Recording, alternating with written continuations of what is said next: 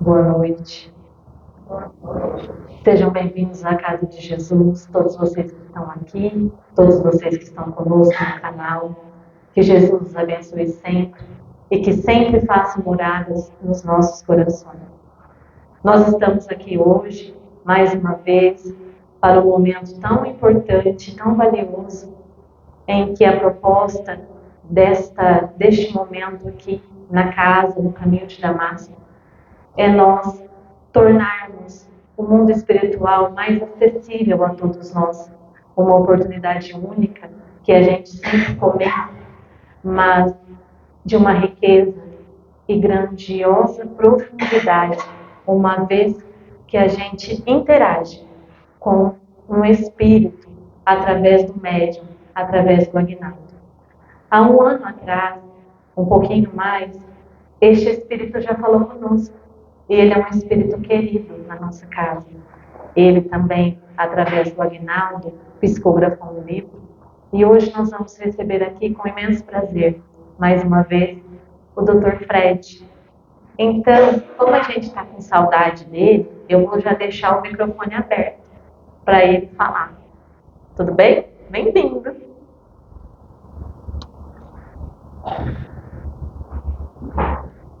Acreditem, a alegria também é da nossa parte. Como você mesma disse, querida irmã, é uma possibilidade de aproximação dos dois mundos, das duas faces da mesma moeda. Uma vez eu li num livro que eu mesmo escrevi, que o Espiritismo sem Jesus é a porta sem a chave. Então essa semana ela é carregada de simbolismo. Não só a lembrança da ressurreição de Jesus, no sentido de nos ensinar que a vida prossegue, mas porque estamos começando abril. Ainda ontem, 31 de março, lembrávamos da partida do querido codificador, o seu desenlace, em 31 de março de 1869. Em abril, é um mês especial, lançamento da obra basilar da nossa doutrina espírita, no dia 18 de abril, como todos nós sabemos, inauguração da primeira livraria espírita do mundo, assim por diante. Então estamos aqui nessa confraternização entre os dois mundos, se assim eu posso dizer, é de fato uma alegria para todos nós. Todos nós que aqui estamos deste outro lado, que vocês muitas vezes, na maioria das vezes, não conseguem enxergar, mas aqui estamos fazendo o nosso trabalho do dia a dia, suando a camisa, porque desse lado de cá a gente também soa, a gente também chora, a gente também se emociona, como eu me emocionei ainda há pouco, vendo todas aquelas imagens de Jesus e lembrando o que ele representa em nossas vidas. Deixo o meu abraço fraterno, o meu carinho, e a entrevistadora até pensou em trazer uns comes e bebes. Fiquei com medo da língua comprida, se o senhor me permite, né? O que eu aprovaria de bom grado, porque a comida aqui desse outro lado não é das melhores. Mas aí já iam dizer que o espírito estava se alimentando através do médio, onde já se viu, isso é antidoutrinário. Estão divulgando o que a doutrina não ensina. Então a gente fica na água mesmo. Que eu devo dizer a vocês que é com gás. Bom, vou aproveitar, então, fazer no início algumas Perguntas assim, ligadas ao Senhor mesmo, mais pessoais, ok? Bem rapidamente. Como é a sua rotina de médico no plano espiritual? O senhor ainda se sente ligado a alguns hospitais que o senhor atuou aqui? Ou mudou totalmente? Diz o ditado que semelhante atrai semelhante. Então, a minha rotina é de doido que cuida de doido. Pode parecer apenas uma brincadeira, mas cuidar das pessoas não é uma tarefa fácil, porque nós acabamos nos enxergando no outro. Quando a gente trata das loucuras da mente, quando a gente trata daqueles irmãos que enlouqueceram,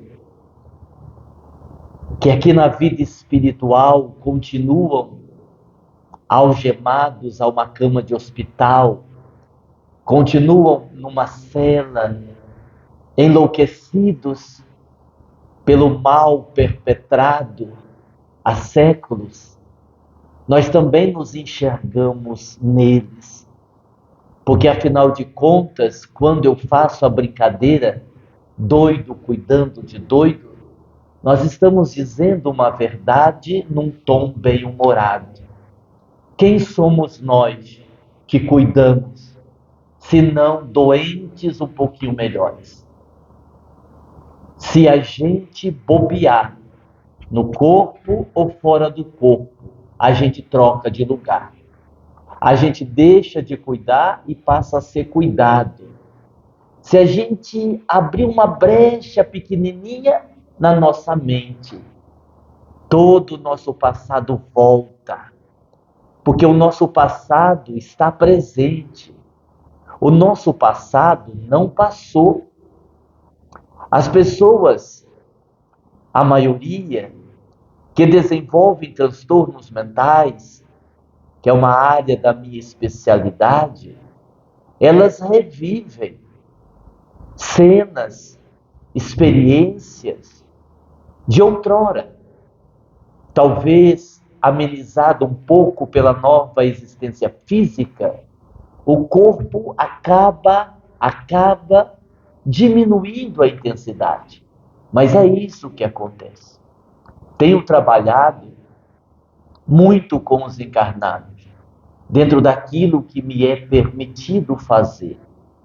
Então é algo que nós consideramos uma dádiva, uma bênção de Deus, mas ao mesmo tempo entendemos que são nossas dívidas pessoais, que nos colocam frente a frente, com tantas dores, com tantos desafios no campo mental.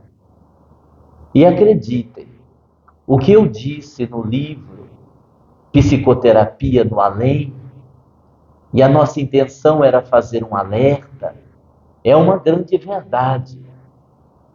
Quem morre gostando de pão de queijo, continua gostando de pão de queijo, mas não tem mais pão de queijo físico, tem pão de queijo desencarnado, com sabor de coisa alguma,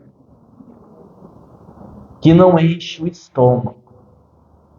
Agora, falando sério, quem desencarna em perturbação, quem desencarna sem viver o perdão, e principalmente quem desencarna sem aprender a amar, também conserva as mesmas características e sem a proteção do corpo.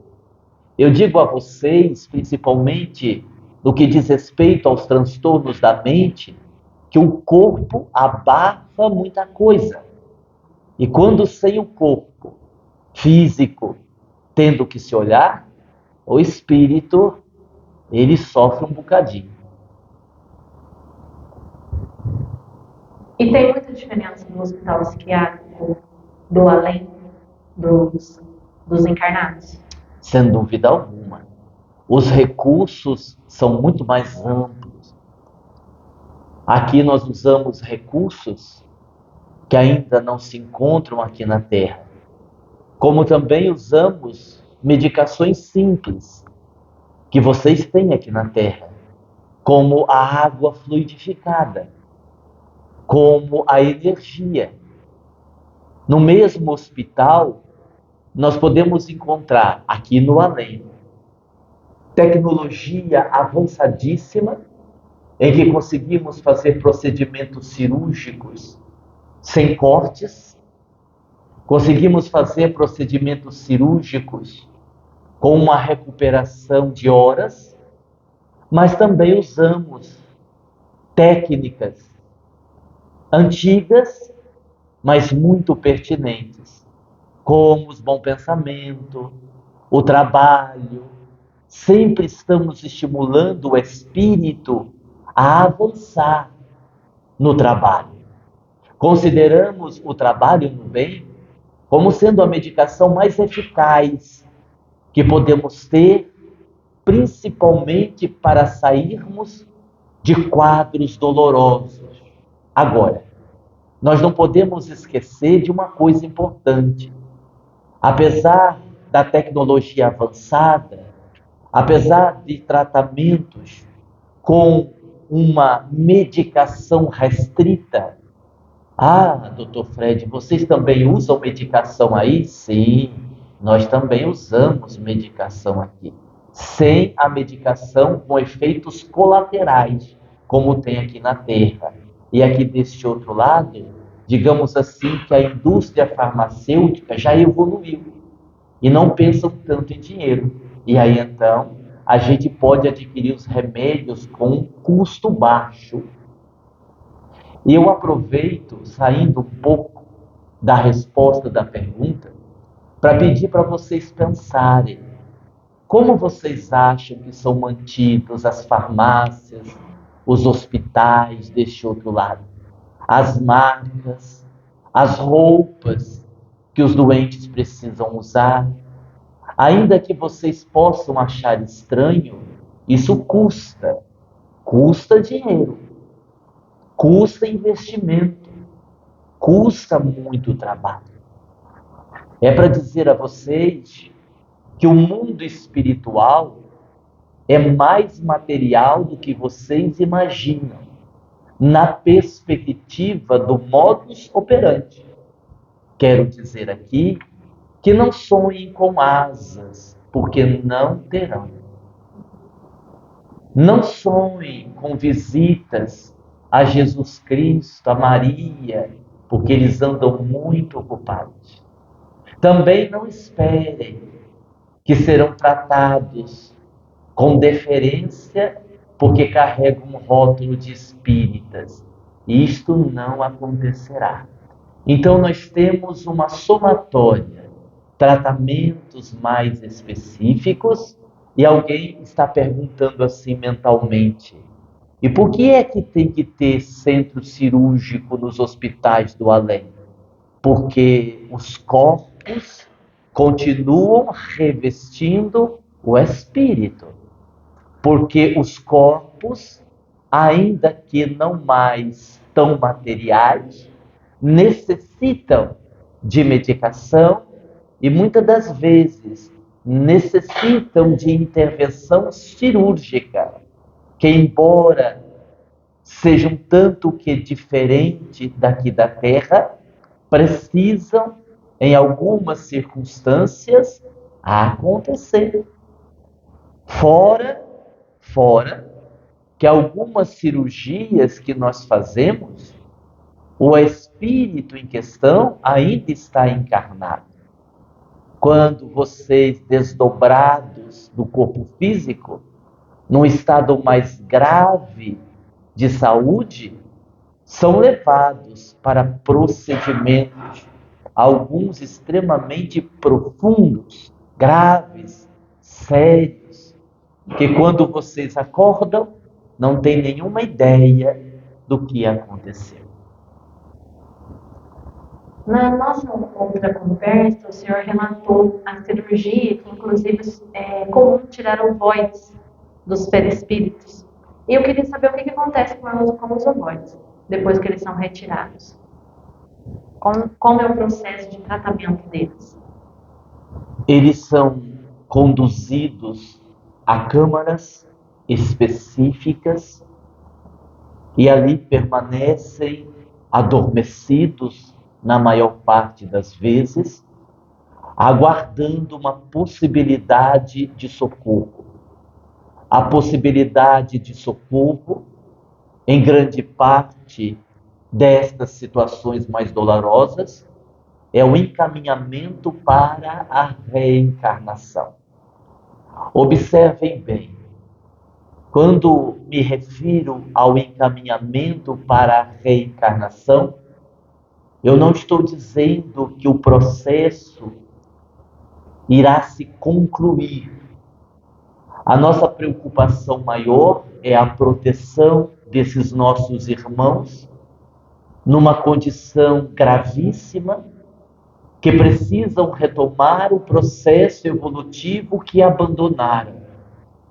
Então, o que nós fazemos é encaminhá-los para um útero, para uma mulher disposta a recebê-lo ou recebê-los, a depender da situação, para, como vocês já sabem, o processo de expansão comece a acontecer, já que o ser, agora sem a forma física, conectado ao útero materno no desenvolvimento do feto, inverte o processo, ele deixa de se fechar para se abrir para a vida.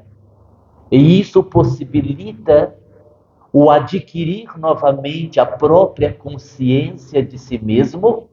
Isto significa a retomada, a reconfiguração, para que o ser em questão possa, aos poucos, adquirir novamente a forma física. E vocês podem perguntar, mas isso só pode ser feito com a reencarnação ou a tentativa da reencarnação? Existem setores aqui na nossa dimensão em que nós até podemos fazer isto de uma forma diferente. E eu aqui quero abrir um parêntese para não explicar, apenas para dar a dimensão do quanto ainda falta um aprofundamento no conhecimento. Nem sempre, quando a mulher experimenta uma chamada gravidez psicológica, a gravidez é tão psicológica assim. Algumas vezes, nós estamos submetendo a pessoa encarnada, com a sua autorização evidente, no auxílio a esses irmãos que necessitam tanto.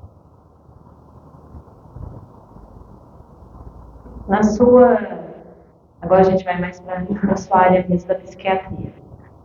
A bipolaridade, ela está mais por uma condição orgânica ou uma mediunidade descontrolada que oscila? Nós precisamos considerar, verificando que somos espíritos imortais, verificando que cada um de vocês não são vocês. A identidade que vocês têm nesse momento é apenas um rótulo. Quem eu tenho do meu lado? Uma jovem que nesta reencarnação é chamada de Aline. E quem é a Aline? Quem está por detrás desta roupagem? Quem está por detrás dessa identidade? Quantos caminhos a Aline já percorreu? Quantas vidas ela já ceifou? Quantos equívocos já cometeu? Quantas histórias ela tem? Em quantos países ela viveu? Não vou contar, Não minha conta, filha, não por se favor, preocupe. obrigada. Eu não vou tornar público o Tá. seu passado. Todos nós temos um passado que se soma. Uma encarnação, mais uma encarnação, mais uma encarnação, mais uma encarnação, mais uma encarnação. E o resultado da somatória das múltiplas experiências no corpo físico, acrescentada das experiências vividas no mundo espiritual, por vocês, nos períodos que estiveram nas zonas umbralinas, o resultado final dessa conta é o que vocês são hoje. Com uma diferença. Uma parte de vocês aparece, a outra parte não aparece. Com muita sabedoria, Freud destacaria o inconsciente, sendo ajudado por Jung, que destacaria o sombrio.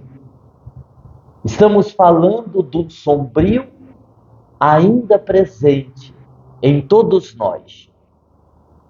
A maioria dos transtornos psíquicos tem como causa o fator espiritual. Mesmo o desarranjo detectado no cérebro, mesmo quando a medicina convencional comprova por exames que há uma problemática na estrutura do cérebro físico, ainda assim, estamos falando de efeito ou efeitos, não causa.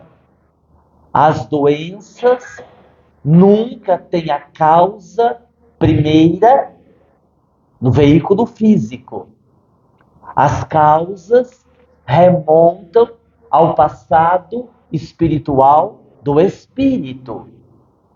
A bipolaridade, e eu poderia acrescentar a tripolaridade, assim por diante, estas pessoas que cada hora é alguém diferente, não é alguém diferente, é que cada hora essa pessoa dá um espaço para si mesma, numa outra experiência. Como já foi explicado aqui, somos muitos em um. E estes muitos, ainda vivos, se insinuam, alterando a nossa personalidade atual. Então, quando você diz assim, não sei, do nada me deu uma vontade de matar alguém, e aí todo mundo sorri, porque trata-se de uma brincadeira séria. Porque ali o eu atual pode esconder uma personalidade assassina. Então, as causas são espirituais, no sentido de que o perispírito imprime no corpo físico todas as lesões que carrega na sua história. Ainda que estejamos falando de doenças genéticas, ainda que estejamos falando de hereditariedade. Aí alguém vai dizer assim, não, mas o meu bisavô ficou doido, o meu avô ficou doido, o meu pai ficou doido, e eu estou quase ficando doido. Pois é, todo mundo junto enlouqueceu um monte de gente. E agora reencarnam na mesma família. Podemos dizer que a expressão filho de peixe, peixinho é, no sentido espiritual como verdade. Imagine você fazendo parte, vou usar uma expressão da minha época, de uma gangue de assaltantes. Hoje os nomes são mais pomposos, mas você fazia parte de uma gangue. Um roubava, o outro escondia, o outro gastava, o outro administrava. Aí nasce tudo na mesma família, um pior que o outro. E alguém vai dizer assim: você viu? O pai também fazia isso. O filho seguiu o caminho. Pois é, inclinação, tendência, similitude, espíritos semelhantes. E aí sim, posso repetir, que semelhante atrai semelhante. Respondi bem o que você perguntou? Muito bem, todas. Que bom. Por que os centros espíritas e o espiritismo em si, eles gostam de passar uma ideia que o plano espiritual são aquelas mansões bonitas, né? Aqueles rios, aquelas paisagens, e não que existe bar, que existe pessoas com vício, que existe hospital, escola.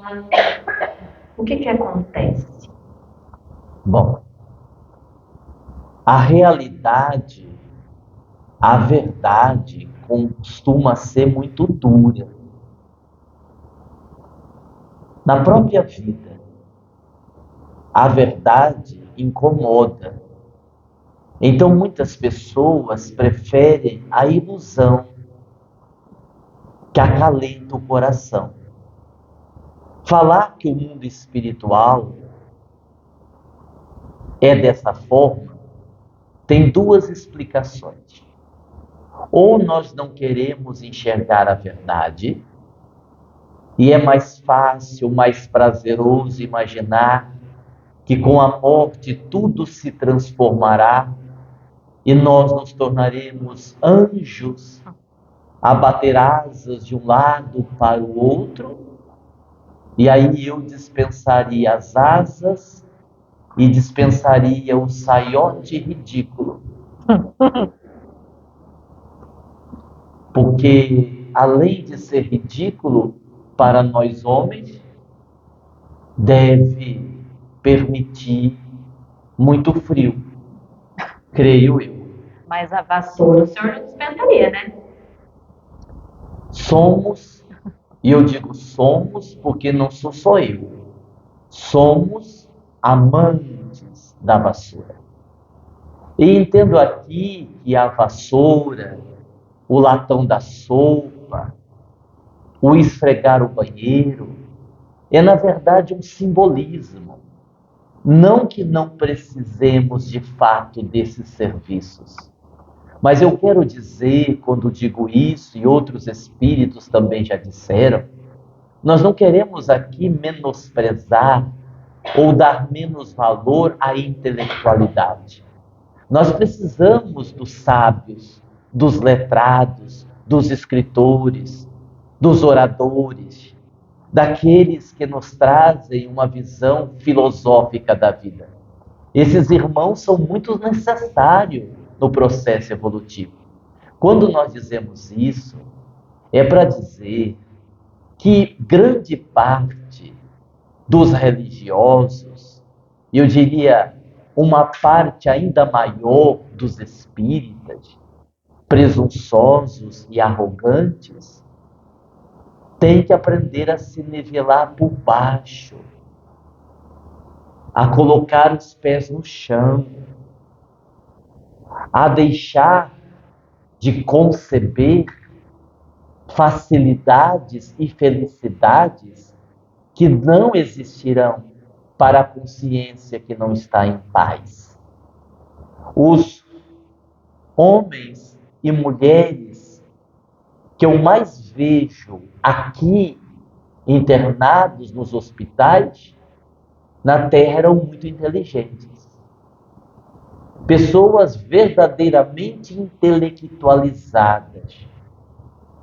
Mas quando o amor do coração não derrete a frieza do conhecimento, nos tornamos cultos vazios, intelectuais de mãos vazias, críticos sem solução a apresentar. E então a vassoura nos coloca no nosso devido lugar, servos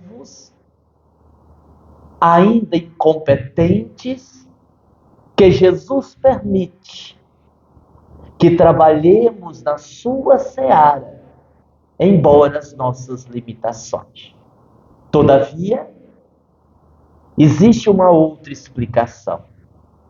Essa visão fantasiosa que muitos encarnados trazem da vida espiritual é a herança da Igreja Católica, que sempre foi considerada a religião oficial. A bem da verdade, sendo o Espiritismo uma religião muito jovem, grande parte de vocês estiveram vivendo no seio da Igreja Católica nas últimas existências.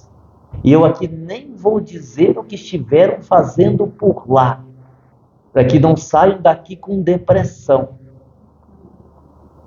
E como nós sabemos que a Igreja Católica tem uma visão, digamos assim, um pouco mais romântica da vida no além, agora na condição de espíritas, nós acabamos trazendo essa visão romanceada do mundo espiritual.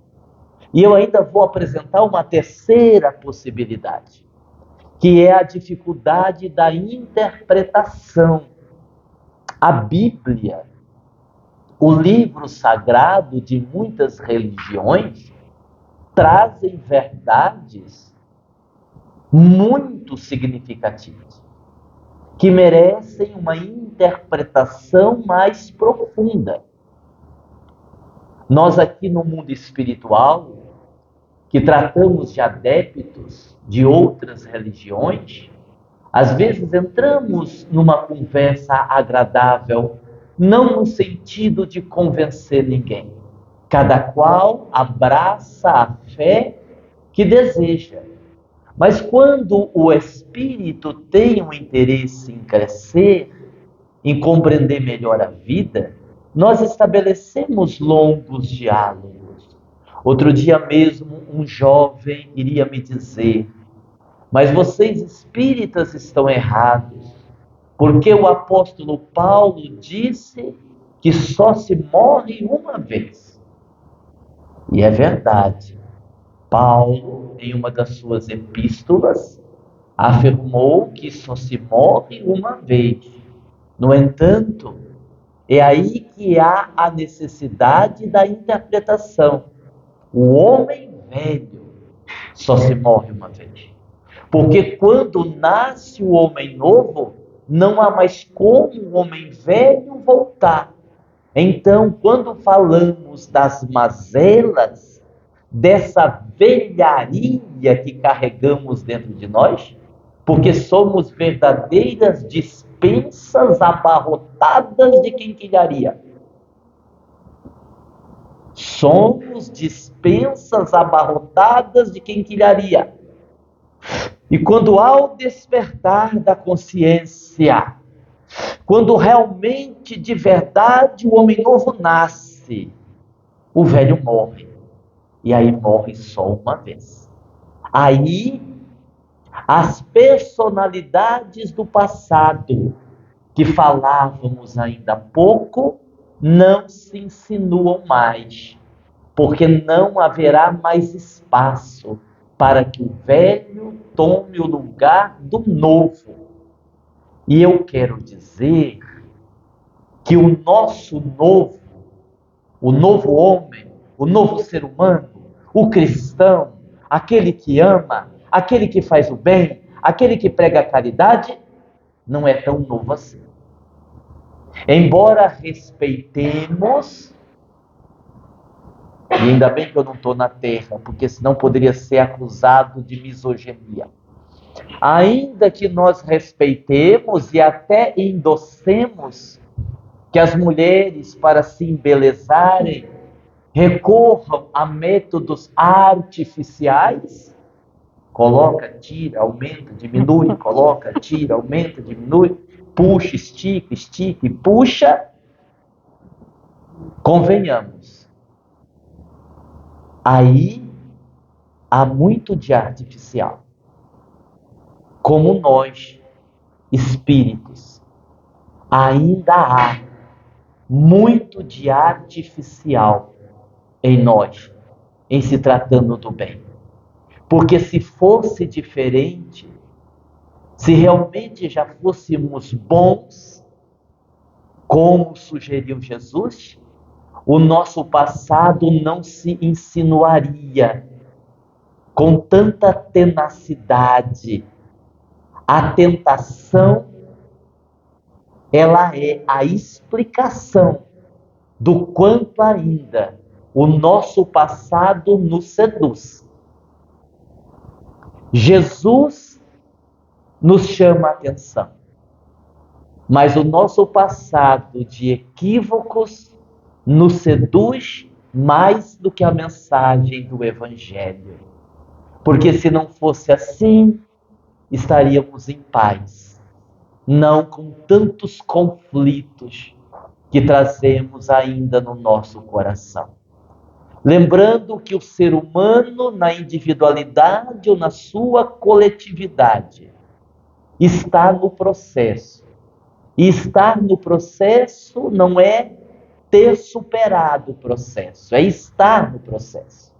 Estando no processo, podemos dizer que o homem velho ainda não morreu. Estar no processo significa que ainda corremos riscos de sucumbir. Eu diria a qualquer momento. Quantos já não sucumbiram? Quantos médiuns já não sucumbiram? Quantos médiuns adentram a vida espiritual na condição de falidos? Daí a importância do vigiai e orai, trazido por Jesus. Vigiai sempre os pensamentos, vigiai sempre as intenções, vigiai sempre as emoções, para não tropeçarmos nas pedras do caminho. E existem muitas ainda.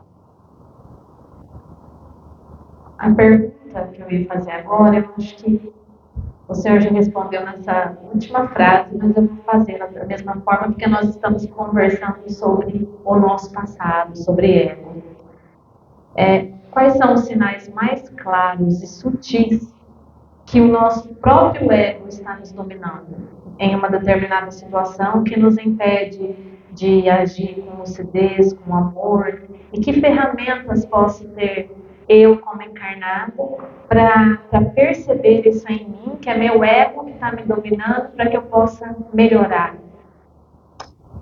O Livro dos Espíritos responde às duas perguntas. Na sua primeira pergunta, lembramos o que foi dito ao codificador. O orgulho e o egoísmo são as chagas da humanidade. E no mesmo Livro dos Espíritos, quando Kardec indaga do caminho mais prático, mais eficaz para melhorar, para evitar o arrastamento ao mal, que é o que você perguntou com outras palavras, eles recomendam o conhece-te a ti mesmo. Então, eu diria que o olhar para si, guardando a honestidade, é o caminho mais seguro. Porque quando falamos em evolução, é preciso nos isolarmos para nos olharmos. Não é nos isolarmos para evoluir sozinhos. Não é isso que eu estou dizendo. É muito falha a nossa conclusão quando avaliamos o grupo, quando avaliamos a coletividade. Porque quando fazemos isto, acabamos ficando numa posição muito confortável, sem assumir a responsabilidade. Nós somos muito orgulhosos. Nós ainda somos muito egoístas. O ego ainda reina sobre nós. Nós quem, meu filho? Nós quem? Quando você está dizendo nós, você está se referindo a quem? Então, quando vamos investir de fato nesse processo de evolução e de autoconhecimento, sempre na primeira pessoa do singular. Sempre na primeira pessoa do singular. Quem é da geração X e não sabe, vai lá olhar no dicionário. O que é? Eu sou egoísta. Eu me vejo orgulhoso. Eu me vejo impaciente. Eu me vejo como alguém que não faço o que eu poderia fazer. Mas aí, por conta da projeção, por conta dos mecanismos de defesa, nós transferimos, nós projetamos isto e ficamos preocupados com o outro. Você viu que o Zé não veio no centro? Você viu que a Maria chegou atrasada? Você viu que aquele médium quase não produz? Eu vi, os espíritos viram, os obsessores viram, Jesus viu, todo mundo viu. O problema é que a pessoa não viu, ou não quis ver. E o segundo problema é que você está vendo demais, vendo a vida dos outros. Quando na verdade você deveria cuidar da sua mediunidade, que também não anda lá essas coisas. Porque vamos falar a verdade. Nós somos muito agradecidos ao trabalho de vocês como médiuns. Mas haveremos de ser sinceros. Nós estamos agora fazendo o exercício de sinceridade, não é isso? Nós agora estamos exercitando a nossa humildade. Que a gente ainda é médium meia boca, a gente é, fala a verdade. Que a gente ainda é médium que deixa muito a desejar, a gente deixa, não é mesmo? E aí alguém está pensando assim, nossa, esse espírito vem aqui para ofender a gente? Eu não. O problema é de vocês, eu já passei por aqui. Estou bem onde eu estou, repito. Cuidando de doido, porque também sou doido. E quando eu digo isso num tom de brincadeira, é para vocês levarem a sério. Para quando chegar do lado de cá, chegarem mais conscientes do que poderiam ter feito e não fizeram. E isso é muito bom, ajuda bastante. Se o espírito é gente, não é? Ele é gente, não é? É gente. Ele adoece aí no seu plano, na sua esfera, envelhece, tem animais. Conta pra gente um pouquinho. Olha, enquanto não formos bons, enquanto não fizermos a caridade como a entendia Jesus, benevolência para com todos, indulgência com as perfeições alheias e perdão das ofensas, somos enfermos. Não importa aonde estamos, no corpo ou no mundo espiritual, as doenças geradas através de nós mesmos nos acompanharão. Então não é o nosso estado de encarnado ou de desencarnado que determina a enfermidade. Seria a mesma coisa, fazendo uma comparação, de falarmos onde que o espírito sofre mais, na terra ou no mundo espiritual. Ele sofre mais enquanto a sua consciência estiver culpada, independente do lugar onde ele está.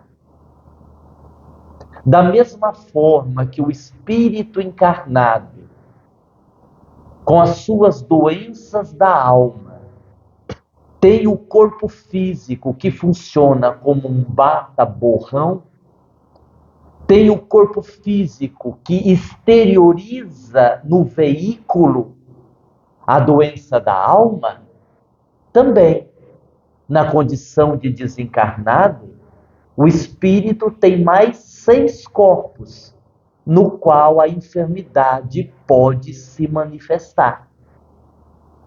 O que eu estou dizendo aqui é uma visão mais ampla do significado da doença. Quem não ama está doente, em qualquer plano da vida que ele estiver. Quem é capaz de matar, de tirar uma vida, é um espírito enlouquecido, que se distanciou demasiadamente do aconchego do Pai. O filho pródigo continua sendo todos nós, ainda distantes da casa paterna. Todos nós somos doentes. E os nossos corpos que adoecem estão exteriorizando algo que está no espírito ainda. Lembremos que o espírito tem vestimentas. Os corpos são vestimentas, não são o espírito.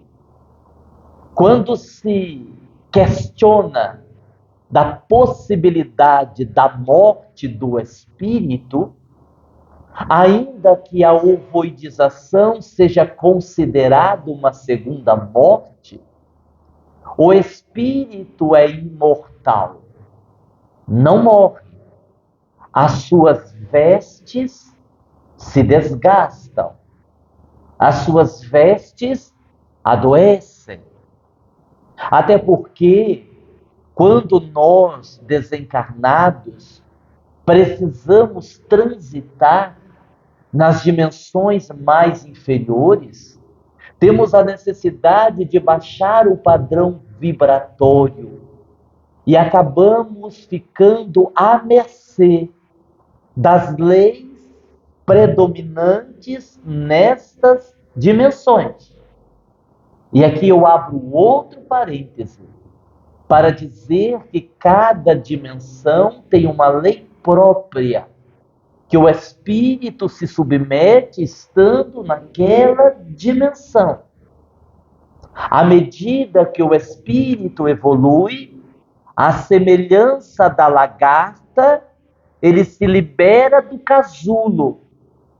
Se estivermos falando da evolução do espírito, imaginemos que são vários casulos que aos poucos o espírito vai se liberando, até a condição de poder bater asas. Aí sim,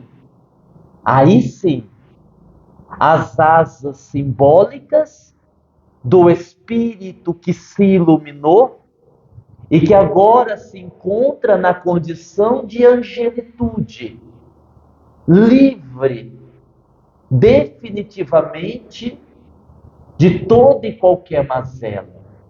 O espírito, então, alcançando a condição de perfeição proposta por Jesus, aí, neste patamar evolutivo, se liberta, se livra de todas as vestimentas, porque o espírito é uma luz é uma centelha sem as vestimentas dos corpos que o envolvem no decorrer da sua evolução. Tem algo. Saúde. Tem algo que o Senhor queria passar para nós, que não lhe foi perguntado, mas que a humanidade não saiba e vocês têm a informação e querem contar, tipo uma fofoca entre dois mundos? Queria. Ele não pode contar. Dr. Cláudio deixa. Entendi. Porque daqui no mundo espiritual, é óbvio que eu vou dizer, existem hierarquias, né? E Dr. Klaus, amigo, costuma ser um espírito muito rígido naquilo que deve ser dito e por que ser dito.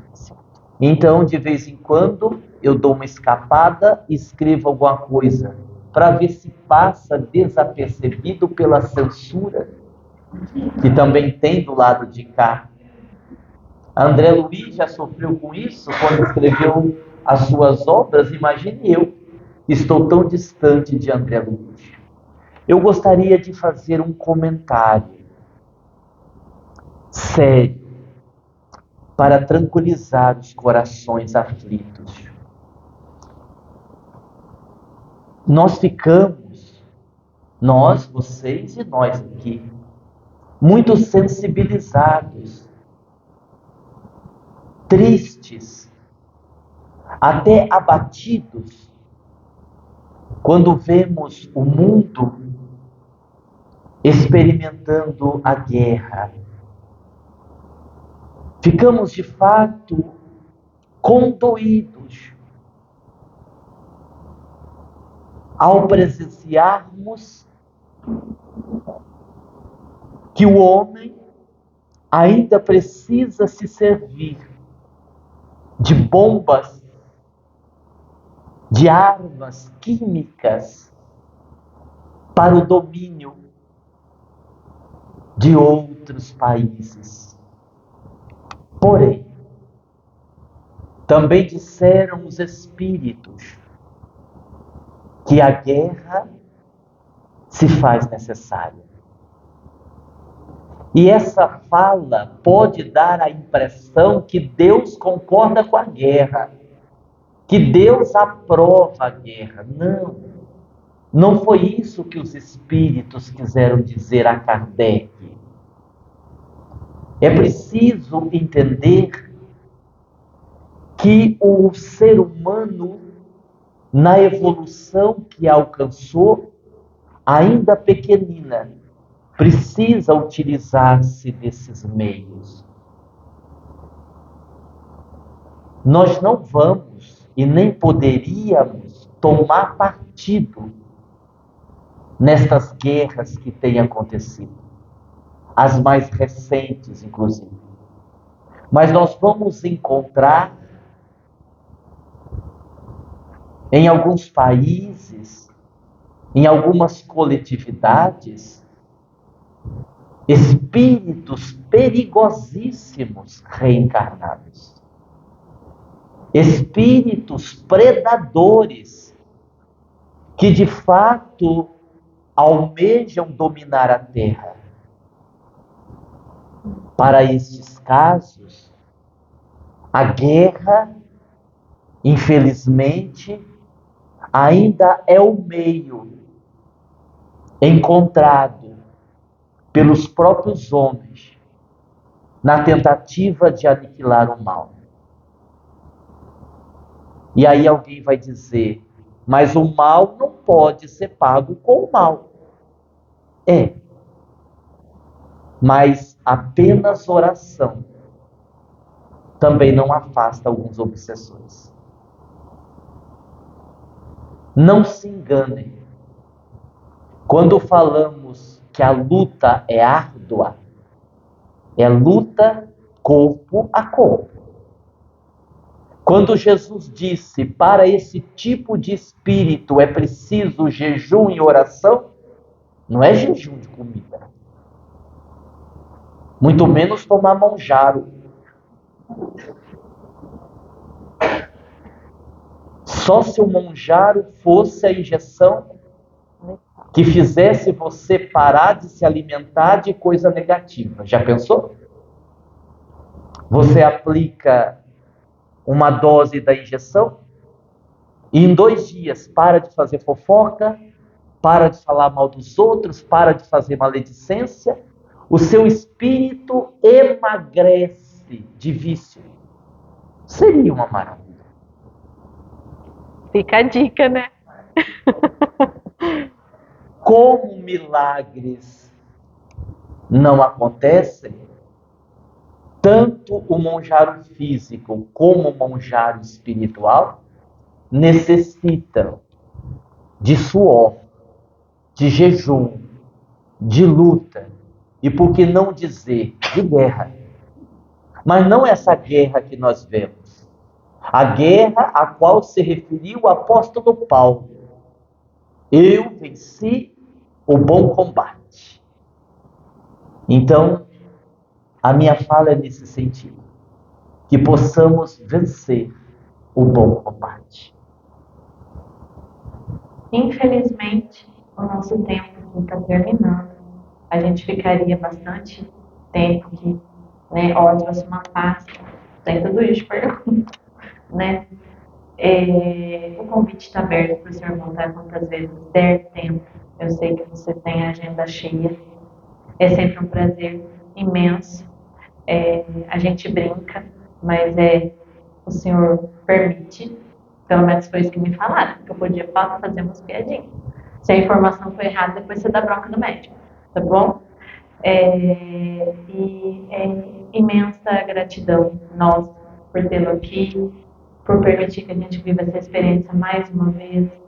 E, de verdade, muito, muito obrigada.